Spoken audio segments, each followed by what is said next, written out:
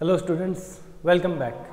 Cell biology के इस lecture में हम लोग डिस्कस करने वाले हैं सेल का सेकंड पार्ट। फर्स्ट पार्ट क्या था? सेल बाउंड्रीज यानी सेल मेम्ब्रेन और सेल वॉल, वो हम लोग कंप्लीट कर चुके हैं। अब इस लेक्चर से स्टार्ट करते हैं सेकंड पार्ट जो कि है साइटोप्लाज्म। क्लियर है? तो स्टार्ट करते हैं। हम बात कर रहे हैं साइटोप्लाज्म की।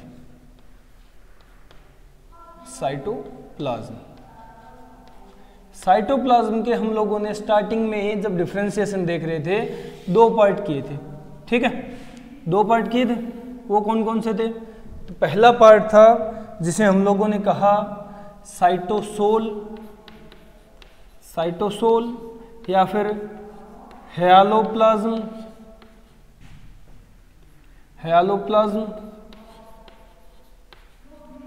ठीक है, या फिर इसे कहा था हम लोगों ने लिक्विड मैट्रिक्स।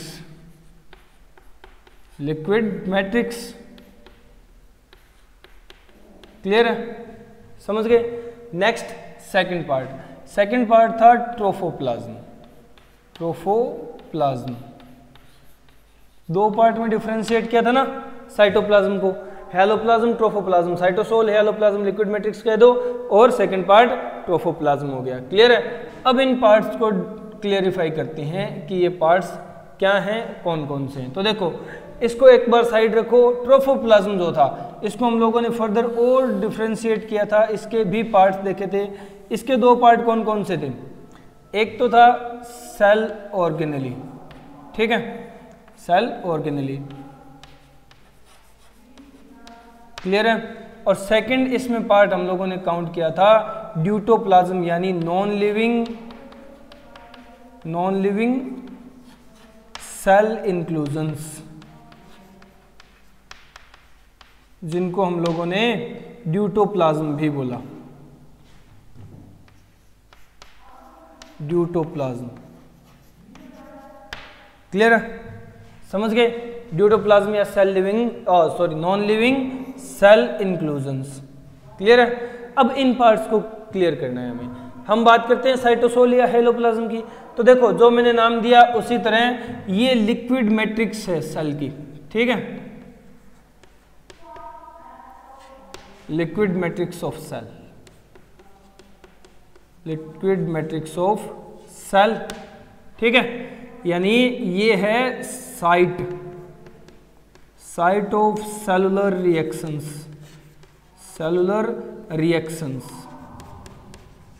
सेलुलर रिएक्शंस यहां परफॉर्म होती है। ये है साइट सेलुलर रिएक्शंस की। क्लियर है ना? समझ गए? समझ रहे हो?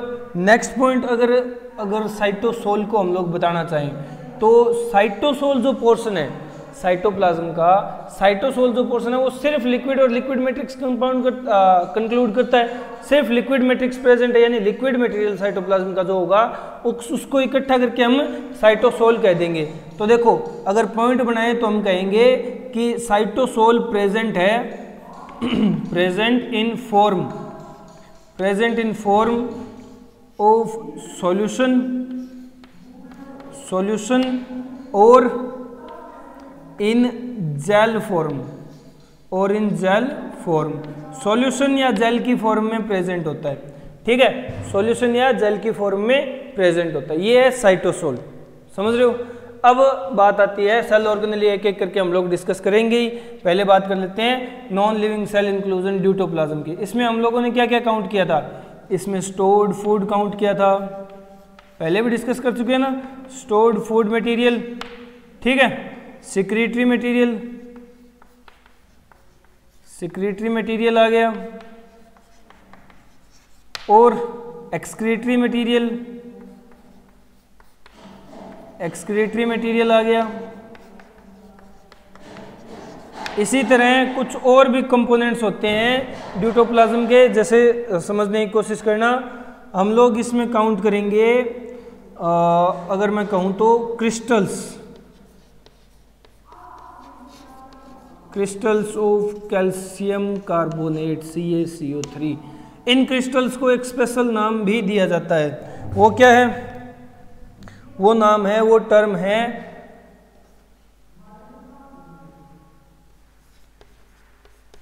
सिस्टोलिथ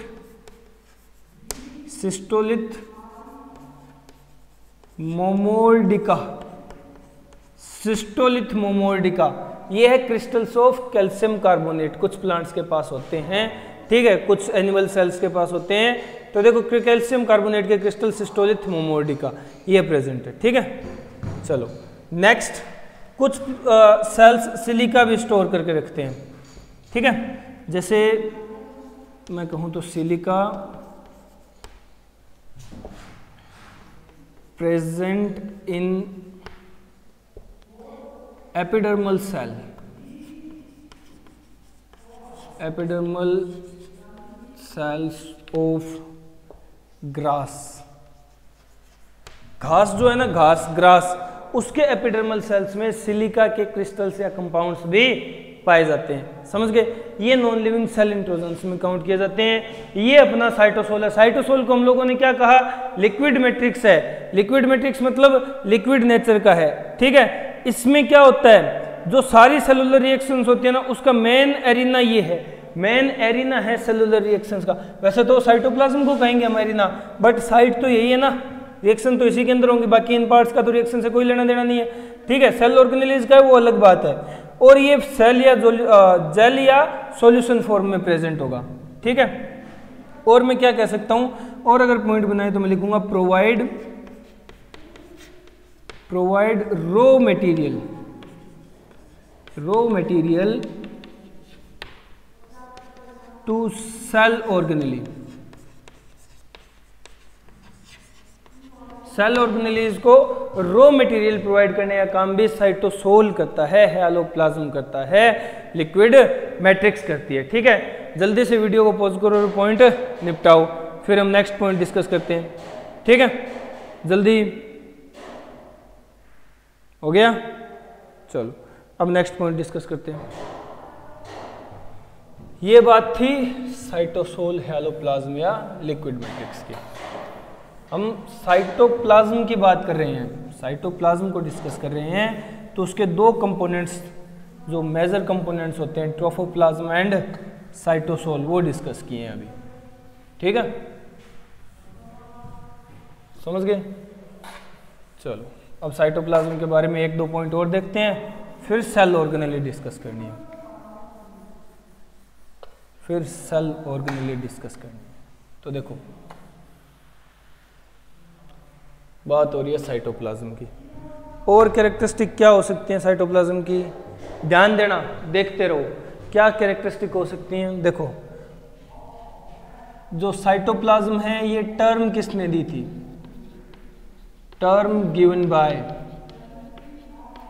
साइटोप्लाज्म टर्म किसने दी थी, टर्म दी थी स्ट्रैसबर्गर, स्ट्रैसबर्गर ने दी थी टर्म साइटोप्लाज्म, ठीक है। स्ट्रैसबर्गर नाम के साइंटिस्ट थे जिन्होंने साइटोप्लाज्म टर्म कॉइन की थी, ठीक है। ये क्या है, ये main arena of cellular reactions, main arena of cellular reactions, cellular reactions का मेन एरिना है। एरिना होता है अखाड़ा, यहाँ ये रिएक्शंस परफॉर्म की जाएंगी। और कैरेक्टरिस्टिक क्या हो सकती है अगर हम पॉइंट बनाएं तो देखो नेक्स्ट कि इसके अंदर एक मूवमेंट प्रेजेंट होती है, साइक्लोसिस, या फिर हम लोग इसे कहेंगे साइटोप्लाज्मिक स्ट्रीमिंग, साइटोप्लाज्मिक स्ट्रीमिंग ये प्रेजेंट होती है। अब ये क्या होती है वो हम लोग डिस्कस करेंगे, पहले साइटोप्लाज्म को देख लेते हैं कहाँ होता है। तो देखो ये तो है सेल, ये क्या है सेल, और ये सेल की आउटर कवरिंग मैं कहूँगा सेल मेम्ब्रेन है, ठीक है, ये सेल मेम्ब्रेन है। और ये अंदर प्रेजेंट है क्या, ये अंदर प्रेजेंट है सेल का न्यूक्लियस, ठीक है, ये अंदर प्रेजेंट है क्या सेल का न्यूक्लियस।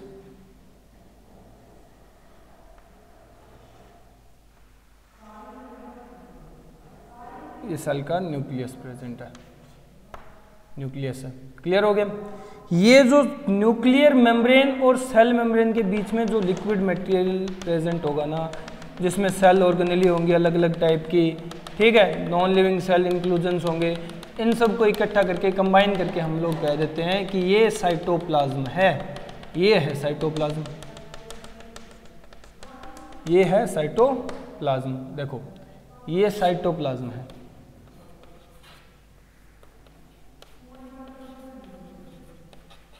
ये साइटोप्लाज्म है, किस किस के बीच में है? न्यूक्लियस की न्यूक्लियर मेम्ब्रेन, ये न्यूक्लियर मेम्ब्रेन है। न्यूक्लियर मेम्ब्रेन और सेल मेम्ब्रेन के बीच में प्रेजेंट जो भी मटेरियल होगा उसे हम लोग एक साथ इकट्ठा करके क्या कहेंगे? साइटोप्लाज्म कहेंगे। ठीक है, इसमें सारे कंपोनेंट आ जाएंगे, ये साइटोप्लाज्म है। अब साइटोप्लाज्म में साइक्लोसिस साइटोप्लाज्मिक मूवमेंट या साइटोप्लाज्मिक स्ट्रीमिंग प्रेजेंट होगी। ये क्या होती है? ये एक स्पेशल टाइप की मूवमेंट होती है। ठीक है, a special movement, a special movement of cytoplasm, of cytoplasm. ठीक है, ये साइटोप्लाज्मिक मूवमेंट या साइक्लोसिस प्रेजेंट होती है इन यूकारियोट्स। यूकारियोटिक सेल में प्रेजेंट होती है, जबकि प्रोकारियोटिक सेल में ये एब्सेंट होती है, absent in prokaryotes, absent in prokaryotes. अब इसके पीछे का रीजन क्या है? यूकारियोटिक सेल में प्रेजेंट होने का और प्रोकारियोटिक सेल में एब्सेंट होने का ये रीजन है कि इसके लिए एक जीन होता है। ठीक है, मैं लिखूंगा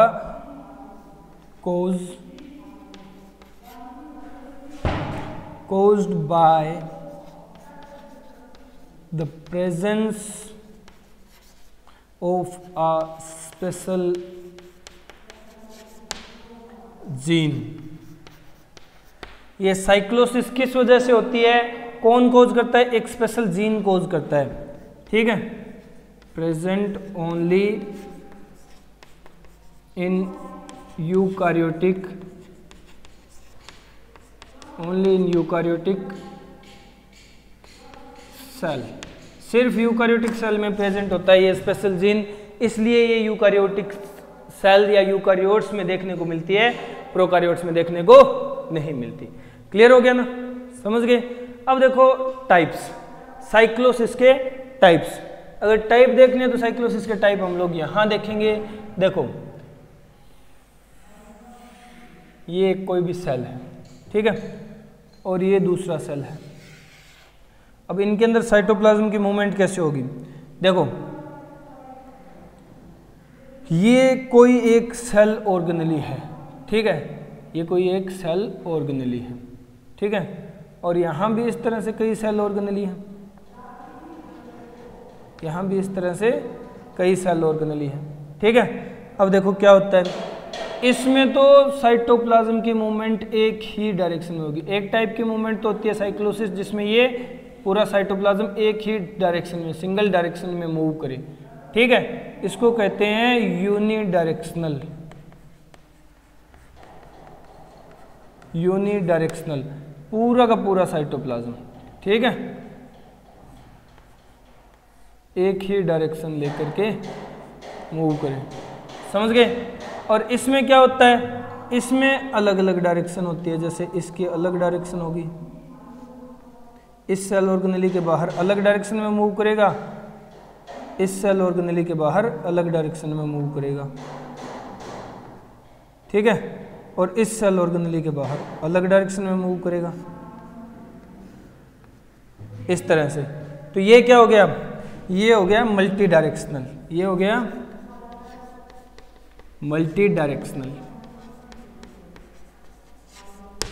ठीक है, ये यूनिडायरेक्शनल, ये मल्टी डायरेक्शनल। डायरेक्शनल की स्पेलिंग ये सही है, ये बस मैंने ऐसे ही लिख दिया। ठीक है, समझ गए? मल्टी डायरेक्शनल और यूनिडायरेक्शनल दो टाइप की साइक्लोसिस होती है। साइक्लोसिस साइटोप्लाज्मिक स्ट्रीमिंग दो टाइप की देखने को मिलती है। ठीक है, कुछ सेल्स में यूनिडायरेक्शनल साइक्लोसिस होगी, कुछ सेल्स में मल्टी डायरेक्शनल साइक्लोसिस होगी। साइटोप्लाज्मिक मूवमेंट होती है जो सिर्फ यूकारियोटिक टाइप के सेल्स में प्रेजेंट होती है, प्रोकारियोटिक सेल्स में ये एब्सेंट होती है। ठीक है, ये समझ आए पॉइंट? जल्दी से वीडियो को पॉज करो और पॉइंट नोट डाउन कर लो जल्दी, फिर हम लोग नेक्स्ट पॉइंट डिस्कस करते हैं। हो गया? चलो अब नेक्स्ट पॉइंट डिस्कस करते हैं। अब हमें बात करनी है किसकी? अब हमें बात करनी है साइटोप्लाज्म के सेकंड पार्ट। ठीक है, साइटोसोल कंप्लीट हो गया, साइटोप्लाज्म के पॉइंट कंप्लीट हो गए, ट्रोफोप्लाज्म में एक पॉइंट बचा है। ट्रोफोप्लाज्म का ड्यूटोप्लाज्म कंप्लीट हो गया, सेल ऑर्गेनेली बची हुई है, सेल ऑर्गेनेली निपटानी है हमें, तो हम सेल ऑर्गेनेली से स्टार्ट करते हैं।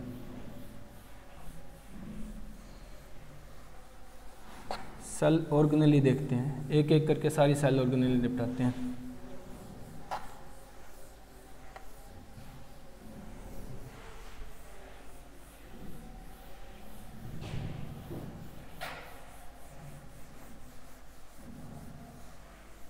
अब बात करेंगे सेल ऑर्गेनेली की। मैं चौक ले लेता हूं तब तक।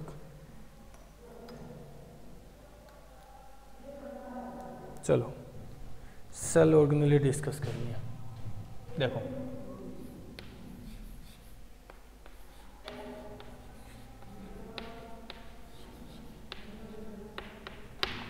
सेल ऑर्गेनेली में हम सबसे पहले स्टार्ट करने वाले हैं, फर्स्ट जो सेल ऑर्गेनेली है जो हम लोग डिस्कस करेंगे वो है ER यानी इंडोप्लाज्मिक रेटिकुलम। वो है ER इंडोप्लाज्मिक रेटिकुलम। ठीक है, endoplasmic reticulum.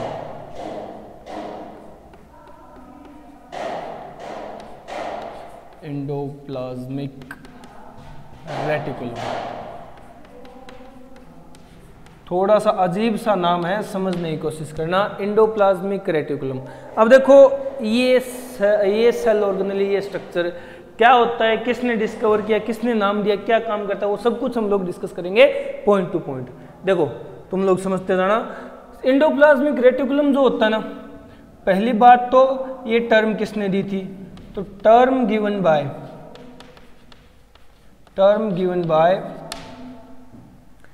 Porter. Harry Potter नहीं है, पोर्टर है। ठीक है, टर्म तो दी थी पोर्टर ने। अब डिस्कवर किसने किया, डिस्कवर्ड बाय डिस्कवर करने में दो साइंटिस्ट थे, Thomson and porter. Thomson and porter दोनों ने मिलकर के डिस्कवर किया था इंडोप्लाज्मिक रेटिकुलम। ठीक है, इंडोप्लाज्मिक रेटिकुलम। अब अगर और पॉइंट्स देखें ना इंडोप्लाज्मिक रेटिकुलम, ये तो बात होगी टर्म किसने दी थी और डिस्कवर किसने किया था। ठीक है, अब इंडोप्लाज्मिक रेटिकुलम क्या होता है, तो देखो ये सेल ऑर्गेनेली है, मेम्ब्रेनस सेल ऑर्गेनेली है। ठीक है, मेम्ब्रेनस सेल ऑर्गेनेली है।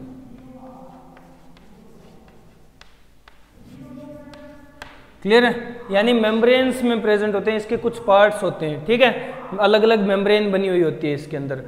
और सेकंड, ये जो मेम्ब्रेनस टाइप है ना, ये मेम्ब्रेनस टाइप ये डिस्ट्रीब्यूटेड है। ठीक है, यानी कॉन्जुगेटेड नहीं है, इकट्ठा नहीं है, अलग अलग फैला हुआ है, डिस्ट्रीब्यूटेड है।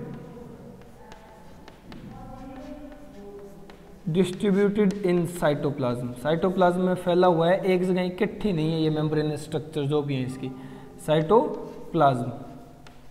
क्लियर है, समझ गए। अब देखो इसकी कुछ टाइप्स होती हैं। ठीक है, टाइप्स, तो इंडोप्लाज्मिक रेटिकुलम दो तरह का है, टू टाइप्स। कौन कौन सी, एक को तो हम बोलते हैं RER, एक को बोलते हैं SER। ठीक है, RER का मतलब और रफ इंडोप्लाज्मिक रेटिकुलम। ठीक है, और SER का मतलब smooth endoplasmic reticulum. Rough endoplasmic reticulum और स्मूथ इंडोप्लाज्मिक रेटिकुलम दो तरह का होता है। अब डायग्राम से समझ लो किस तरह होता है। तो देखो ये है सेल। ठीक है, ये क्या है, ये है कोई भी सेल। अब सेल के अंदर देखो ये प्रेजेंट है न्यूक्लियस,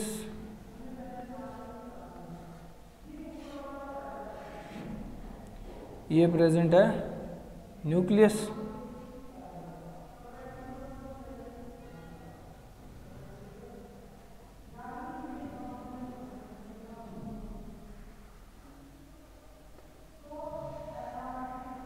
ये प्रेजेंट है न्यूक्लियस, ठीक है। अब देखो न्यूक्लियस और सेल मेम्ब्रेन के बीच में इस तरह से स्ट्रक्चर होते हैं, मेम्ब्रेनस ट्यूब्यूलर स्ट्रक्चर है, इस तरह से ट्यूब्यूलर स्ट्रक्चर है, ठीक है।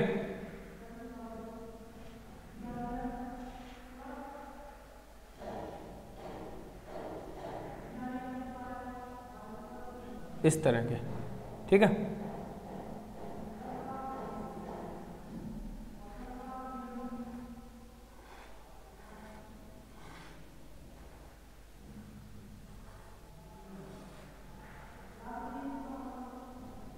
इस तरह का स्ट्रक्चर,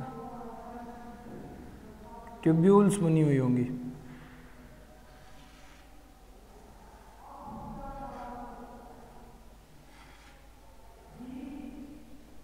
समझ रहे हो, ये एंडोप्लाज्मिक रेटिकुलम है। अब देखो डिफरेंस कब आता है, डिफरेंस आता है जब एक तरह के एंडोप्लाज्मिक रेटिकुलम पे इस तरह के कुछ स्ट्रक्चर, कुछ ग्रेन्युलर स्ट्रक्चर प्रेजेंट होते हैं, ठीक है, इस तरह के। इस वजह से इसकी अपीयरेंस तो स्मूथ होगी और इसकी अपीयरेंस थोड़ी सी रफ हो जाती है स्लाइटली, तो हम इसे कहते हैं रफ एंडोप्लाज्मिक रेटिकुलम और इसे कहते हैं स्मूथ एंडोप्लाज्मिक रेटिकुलम, ठीक है। समझ गए। अब देखो ये क्या क्या स्ट्रक्चर है, नेमिंग कर लेते हैं। ये है न्यूक्लियस, ये है न्यूक्लियस, ठीक है। ये क्या है, ये है cell membrane, cell membrane, clear है। ये क्या है, ये है एंडोप्लाज्मिक रेटिकुलम और वो भी स्मूथ वाला, स्मूथ एंडोप्लाज्मिक रेटिकुलम, ठीक है। समझ गए। ये क्या है, ये भी रेटिकुलम है बट ये रफ वाला है, आर है। तो रफ हुआ क्यों, क्योंकि उसके ऊपर ये ग्रेनुलर स्ट्रक्चर, ये इस तरह के स्ट्रक्चर्स प्रेजेंट है, इन्हें कहा जाता है राइबोसोम। राइबोसोम की प्रेजेंस के कारण डिफरेंस आता है किसमें, एंडोप्लाज्मिक रेटिकुलम में, ठीक है। एक सेल ऑर्गेनेली के ऊपर दूसरी सेल ऑर्गेनेली अटैच होगी तब ये डिफरेंस आएगा, ठीक है। राइबोसोम की प्रेजेंस के कारण एंडोप्लाज्मिक रेटिकुलम के दो टाइप हो जाते हैं, जिसपे प्रेजेंट हो वो रफ, जिसपे ना हो वो स्मूथ, ठीक है। तो स्मूथ और रफ एंडोप्लाज्मिक रेटिकुलम इस तरह से डिसाइड किए जाते हैं। समझ गए। जल्दी से लपेट लो, फिर हम नेक्स्ट पॉइंट डिस्कस करते हैं। वीडियो को पॉज करो और पॉइंट नोट डाउन कर लो, ठीक है, जल्दी। हो गया, चलो अब नेक्स्ट पॉइंट डिस्कस करते हैं। ये बात थी एंडोप्लाज्मिक रेटिकुलम की, ठीक है। मेम्ब्रेनस सेल ऑर्गेनेली है, यानी पूरी की पूरी मेम्ब्रेनस सिस्टम है, मेम्ब्रेन बनी हुई है, देखो देख सकते हो तुम लोग इस तरह डायग्राम के अंदर। और रफ और स्मूथ में डिफरेंस क्या है, ये डिफरेंस है, ठीक है। और एक बात और ध्यान देना, ये अटैच कहाँ होती है, ये अटैच होते हैं न्यूक्लियस के आउटर मेम्ब्रेन पे, ठीक है। मैं नेमिंग कर देता हूँ, ये क्या है, ये आउटर न्यूक्लियर मेम्ब्रेन है, आउटर न्यूक्लियर मेम्ब्रेन है, ठीक है। और ये क्या है, ये जो अंदर की साइड से ऐसे है, ये स्ट्रक्चर क्या है, ये अंदर वाली मेम्ब्रेन, इसको क्या कहेंगे, ये इनर न्यूक्लियर मेम्ब्रेन है, इनर न्यूक्लियर मेम्ब्रेन है। समझ गए। यानी न्यूक्लियस के अंदर वाली साइड की मेम्ब्रेन और बाहर वाली साइड की, क्योंकि ये डबल मेम्ब्रेन स्ट्रक्चर होता है ना, क्लियर है। चलो ये बात होगी किसकी, एंडोप्लाज्मिक रेटिकुलम की। अभी तो स्टार्ट हुई है, ये और बातें होगी, ठीक है। चलो ये कुछ बेसिक पॉइंट थे। अब हम आते हैं राइबोसोम के कंपोनेंट्स पे, सॉरी एंडोप्लाज्मिक रेटिकुलम के कंपोनेंट्स पे। एंडोप्लाज्मिक रेटिकुलम के कंपोनेंट्स पे, ईआर के कंपोनेंट्स पे,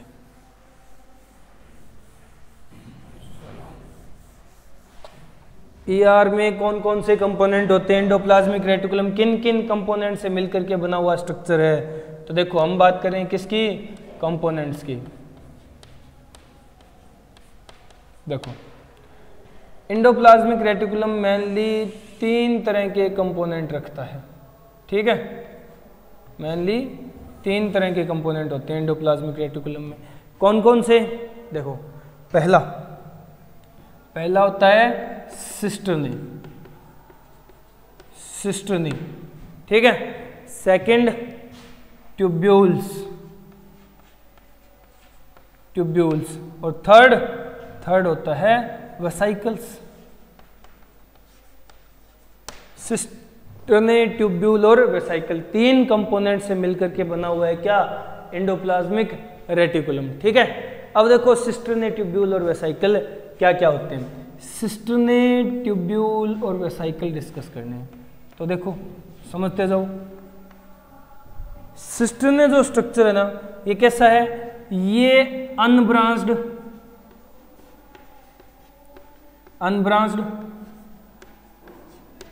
लॉन्ग फ्लैट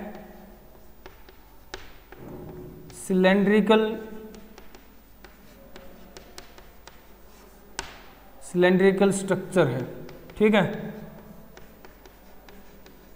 स्ट्रक्चर है, ये अरेंज रहता है, arranged in stack like manner,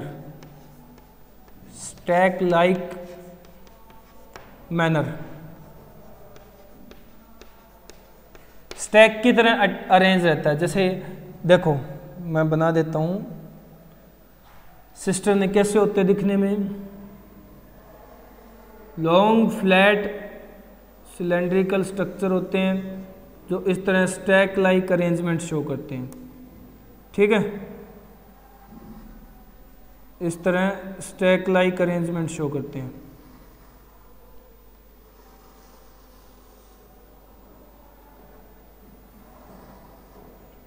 जो इस तरह के स्टैक लाइक अरेंजमेंट शो करते हैं, ठीक है? ये है सिस्टर्नी, क्लियर है? अब बारी आती है ट्यूब्यूल्स की। ट्यूब्यूल्स ब्रांच्ड स्ट्रक्चर्स होते हैं। पहला डिफरेंस तो यही हो गया, ठीक है?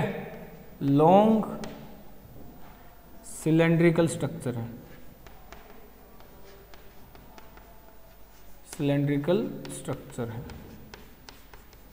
ये पहला ही डिफरेंस आ गया। देखो ट्यूब्यूल्स इस तरह से होंगे,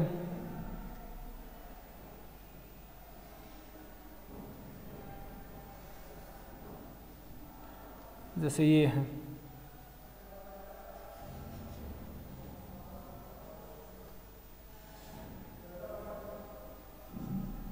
ब्रांच्ड होंगे, ठीक है? ब्रांच्ड स्ट्रक्चर्स होते हैं।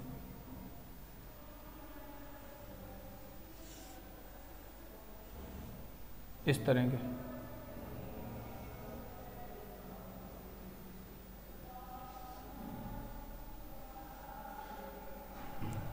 के स्ट्रक्चर हैं ट्यूब्यूल्स, जो ब्रांच्ड होते इन्हीं की तरह, बट ना तो ऐसी अरेंजमेंट होती और ना ही अनब्रांच्ड होते। ब्रांच भी निकली हुई होती और अरेंजमेंट भी नहीं होती।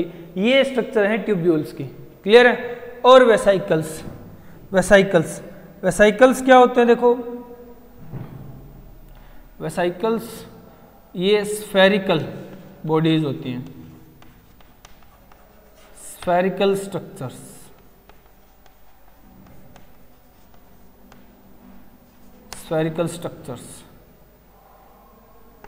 इन्हें यूज किया जाता है प्रोडक्ट को स्टोर करने के लिए, यानी स्टोरिंग बॉडीज हैं। ये स्टोरिंग बॉडीज हैं।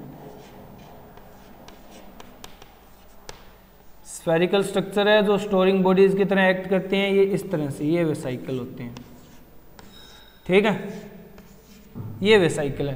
तो देखो सिस्टर्नी, ट्यूब्यूल और वेसाइकल, इन तीनों कंपोनेंट से मिलकर के बना हुआ है एंडोप्लाज्मिक रेटिकुलम। ये 3 कंपोनेंट होते हैं, cisternae, tubule, vesicle. Cisternae unbranched long flat ठीक है। और सिलेंड्रिकल स्ट्रक्चर है जो एक स्टैक लाइक मैनर में अरेंज होंगे, एक के ऊपर एक के ऊपर एक, जैसे कट्टे के ऊपर कट्टा कट्टा कट्टा इस तरह जचा देते हैं, वो वाला मैनर है, ठीक है।